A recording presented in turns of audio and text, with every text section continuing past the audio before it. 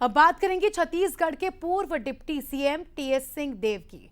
TS Singh देव ने छत्तीसगढ़ के मुख्यमंत्री बनने की अपनी इच्छा को लेकर उठ रहे सवालों पर साफ जवाब दिया और कहा कि मैं कभी ये नहीं कहूंगा कि मुझे मुख्यमंत्री नहीं बनना है। मुख्यमंत्री पद कोई ऐसा नहीं है कि कोई कह दे कि मुझे नहीं बनना या मैं नहीं बनना चाहता। पहले भी मेरा नाम मुख्यमंत्री पद के लिए चला था।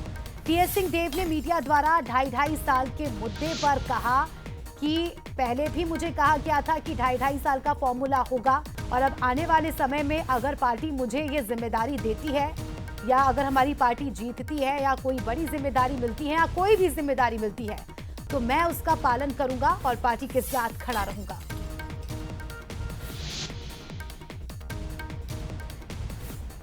नाम चला था मीडिया ने बहुत ढाई साल में मेरे को लगातार बना के रखा था।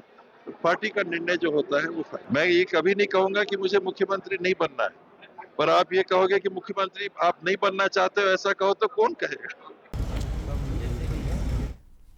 तो आपने सुना छत्तीसगढ़ के पूर्व डिप्टी सीएम और गृह मंत्री टीएस सिंह देव को 2018 में जब चुनाव हुए थे तब ढाई साल का फॉर्मूला काफी ज्यादा सुर्खियों में था, लेकिन किसी वजह से टीएस सिंह देव मुख्यमंत्री नहीं बन पाए और अब उनका ये बयान काफी सुर्खियों में।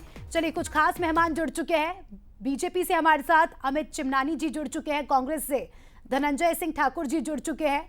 दोनों ही मेहमानों का स्वागत है बंसल न्यूज में। सबसे पहले धनंजय जी आपके पास आऊंगी।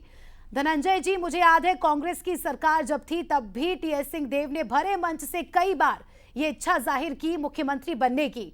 ढाई साल फॉर्मूले का उन्होंने कई बार जिक्र किया और अब एक बार फिर से उन्होंने ये इच्छा जताई और कहा है कि आने वाले समय में अगर पार्टी मौका देती है तो कौन मना करेगा मुख्यमंत्री बनने के लिए।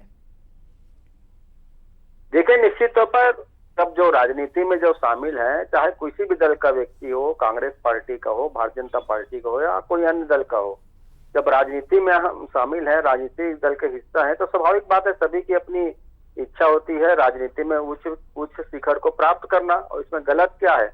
और सभी अपने पार्टी के जो केंद्रीय नेतृत्व है उनके जो निर्णय होता है उनका सम्मान करते हैं, और उसी बात को टीएस सिंह जी ने कहा है कि उनकी इच्छा है मुख्यमंत्री बनने की, और अगर पार्टी बनाएंगे तो दायित्व को बढ़ाएंगे और पार्टी का फैसला अंतिम होगा। मुझे लगता है कहीं गलत कहीं पर भी नहीं है।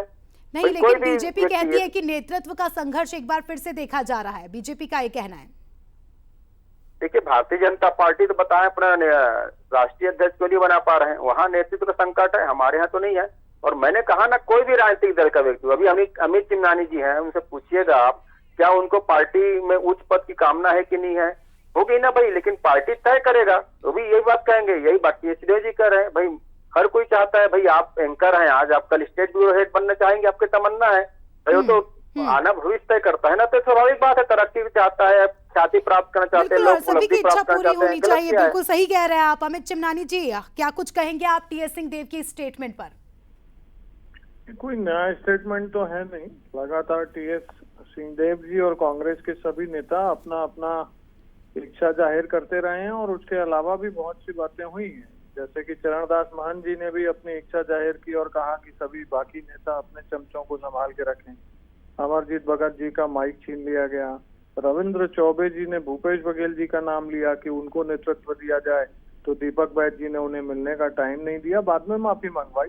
और अब टीएस सिंहदेव कह रहे हैं मुझे बनना है। तो कांग्रेस में एक रेस लगी है। हमारे साथी बीजेपी की बात कर रहे थे, तो अमूमन बीजेपी में ये होता है कि सभी बताते हैं कि हम कार्यकर्ता हैं, पार्टी जो दायित्व देगी उसको पूरा करेंगे। हमारे यहाँ कोई ऐसा कहता नहीं कि हमको सीएम बनना। ठीक है अमित जी, धनंजय जी, इच्छा तो जाहिर कर चुके हैं और बीते 5 सालों से इच्छा जाहिर की है टीएस सिंह देव ने, लेकिन कब ये इच्छा पूरी होती है ये देखने वाली बात होगी। उसके लिए चुनाव जीतना होगा और किस तरह से अब काम होता है ये भी अब सबके सामने आएगा। शुक्रिया आप दोनों का ही जुड़ने के लिए और जानकारी के लिए।